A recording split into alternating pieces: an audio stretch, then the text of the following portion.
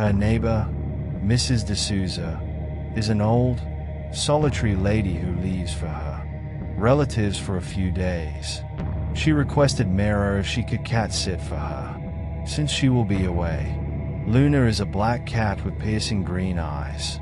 She is the neighbor's cat. The lady seemed rather harmless and yet mysterious. Mrs. D'Souza told Meera while leaving, Luna senses things we can't. If she acts strangely, don't ignore her. Meera just smiled politely and said, "Don't worry, Mrs. D'Souza. I'll take good care of Luna." The house was old and the location isolated. Wooden floors creaked at every step, and lights were faintly dimmed to make a person feel unwelcome. Luna remained cheerful despite all that, following Meera everywhere like a watchdog shadowing a watchman, as if to keep an eye on the latter.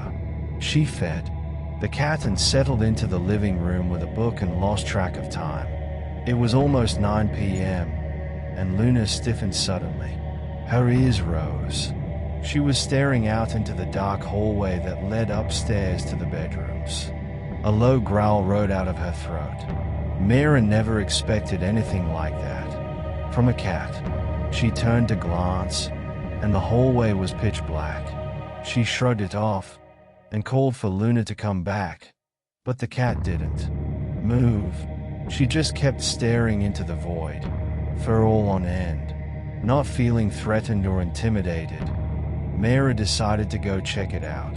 Grabbing her phone for lights, she starts walking toward the hallway. She reaches the stairs and feels an icy draft, though all the windows were shut. Luna follows half-heartedly, growling softly with each step. At the head of the stairs, she found one bedroom door ajar, though Meera was sure it had been closed when she passed that way before. Her heart accelerated as she shoved it wider.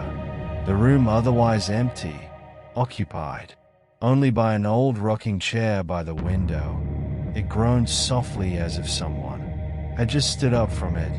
Luna hissed viciously, retreating to the doorway. Meera heard the faint, muffled footsteps behind her. She turned to look, but the hallway was empty.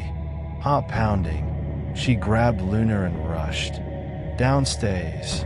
She locked herself in the living room, clutching her phone with her sweaty hands, and called Mrs. D'Souza. To her surprise, the old woman didn't look alarmed.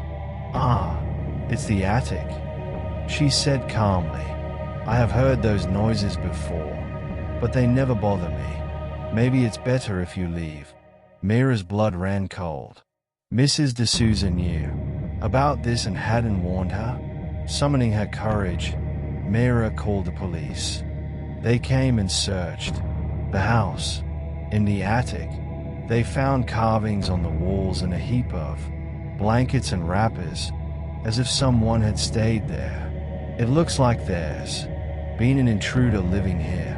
They might still be in here," said the officer.